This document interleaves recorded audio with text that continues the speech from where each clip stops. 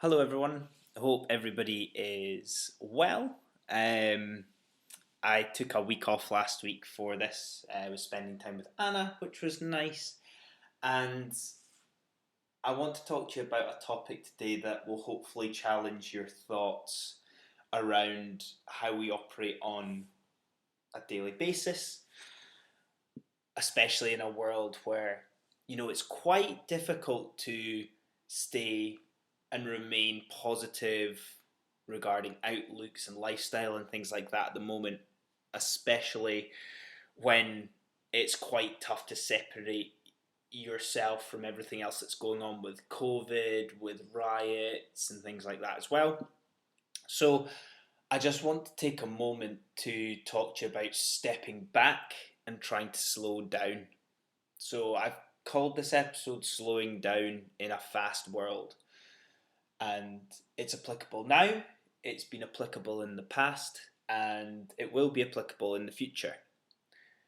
It is a tough thing to do, and sometimes there's some nice reminders for us to do this in life at certain times.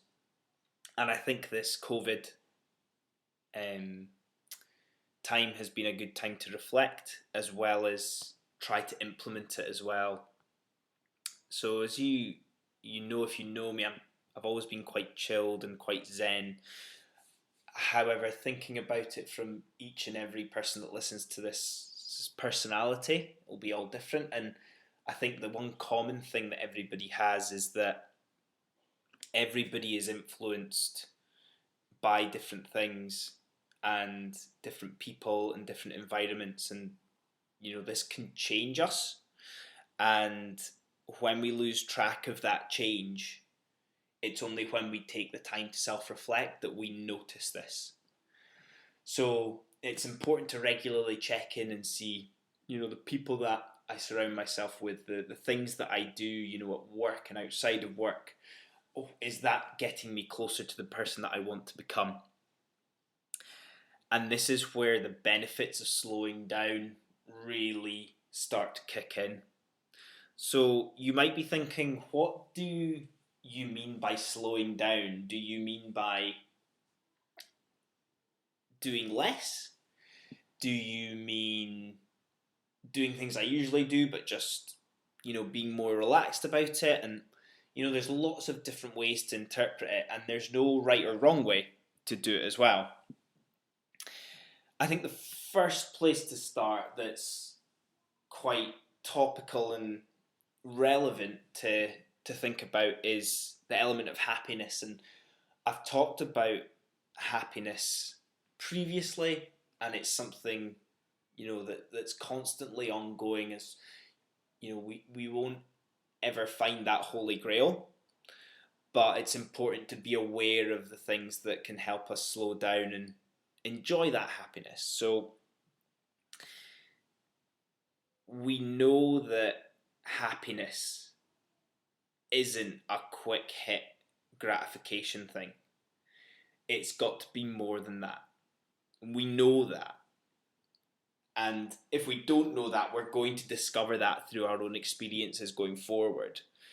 For instance, having a nice simple conversation with a friend is better than getting 100 likes on Facebook. Cooking a really nice fresh meal doesn't need to take ages, but a nice fresh meal from scratch is more satisfying than nipping out and getting a takeaway. And this is where I'm comparing that quick hit to that slowing down element. Because the main reason we go and get a takeaway, or we post something on Facebook, is speed. We want that instant, gratification from that indulgent takeaway, or that self-serving ego when we get a number that gives us that status on Facebook. And it gives us that social status. as well. And I think when we think about this speed of happiness that we are constantly encouraged to pursue in this world that we've got, this can lead to quite a vicious spiral that, as I was talking about at the start, it can sometimes take months for us to realize this when we have that time to internally self-reflect on, is this who I want to become? And is this how I want to live my life? So, I want to challenge your thinking and try to help you think about ways that we can implement methods to slow down our lives and ultimately enjoy the short time that we've got on this earth and not let it just fly by for some superficial reasons. So I think it's important to talk about the element of perception that we've got.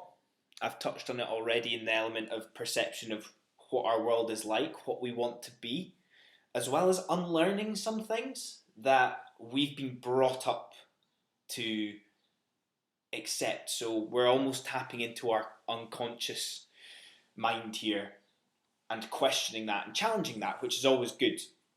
So, being brought up in the Western world, I believe that most people have been brought up in this fast-paced environment. You know, if your parents had jobs that require that attitude, that'll feed down to you. And the way that we are now surrounded in the working world by this corporate business element means that growth is the only thing that matters at the expense of everything else, including our health, our well-being, etc. So the point I'm making here is that, you know, do we challenge that enough? Are we too accepting of that? And do we need to stand for what we truly believe in by recognizing that within ourselves? And it's about this mindfulness here.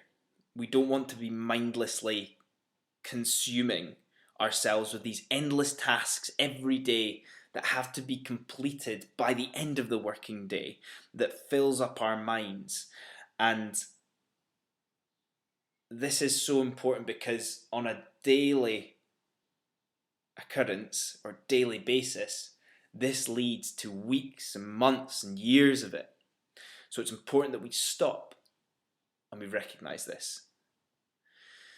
Because ultimately, that day where you've been consumed by these endless tasks, which has meant that you've already missed your lunch, and like I was saying, before you know it, you're years down the line.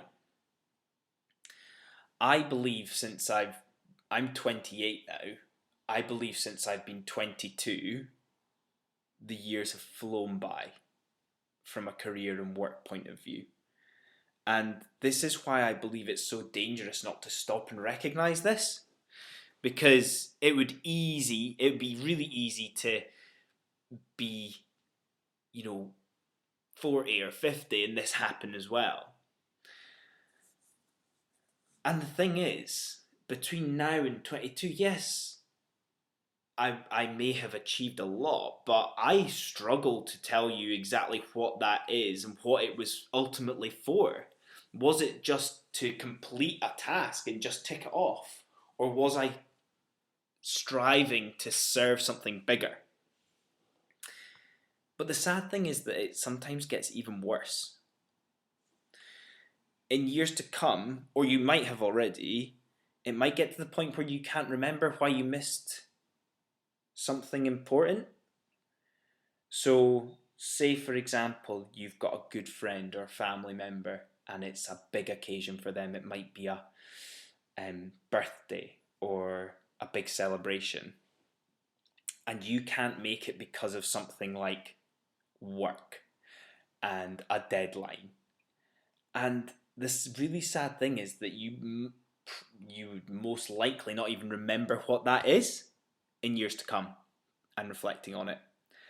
And obviously you can learn from that, but it's so sad to be in that situation and live in that regret.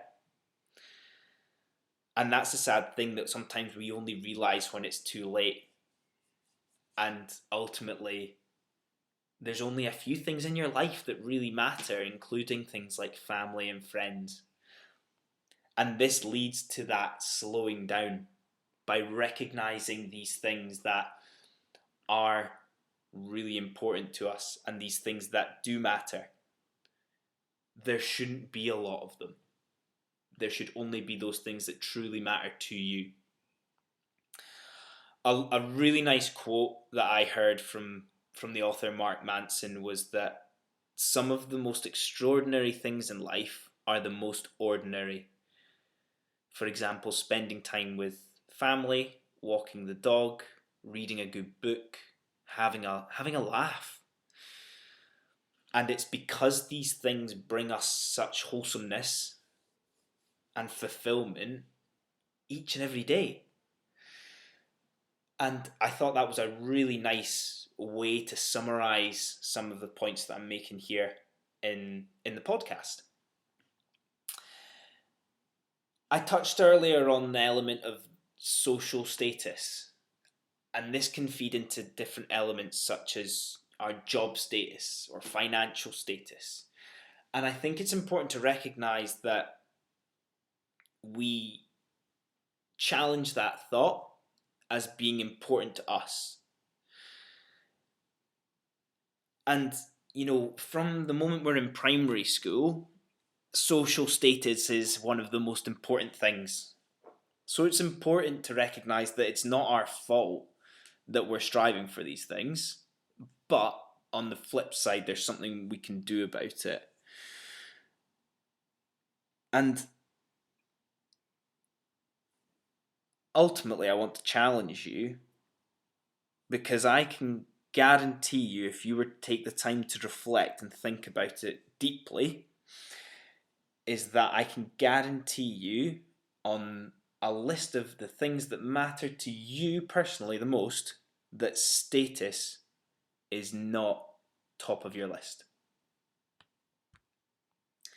And ultimately, these status games that are played, the only thing they do is serve our ego. And they also don't give us that fulfillment that we want. So I think, summarizing some of these points, I think it's important now to reflect on and take the time to understand what really matters to you and what you feel you'll appreciate by slowing down and recognizing how that can make your life so much better. Spending more time with your partner or talking to friends, not having an agenda about it. Finding a better job, one that really serves a purpose, something that you feel passionate about and want to make a difference in the world with. Or doing more self-education so that you can feed that endless thread of curiosity that should exist for your entire life. These are some things that can be really self-serving, but really important when slowing down. And I'd like to finish on this point that ultimately this is us leading ourselves to self-actualization, that self-realization of who we ultimately want to be, getting closer to that person that we want to become, but also respecting the fact that there isn't an end goal with self-actualization. We're always striving to be better whilst respecting the fact that we know that there's no end point. We can respect the struggle and pain that it takes to get to where we want to, but by slowing down, it can actually help us get there quicker. So I hope you've enjoyed that today. Thank you very much for listening. And look, I've really appreciated any wee comments or wee notes of thanks or feedback on this. I think for me, it's all about sharing these ideas and ultimately challenging our thinking on it. So, as always, thanks for listening, and I hope you have a good week. Cheers.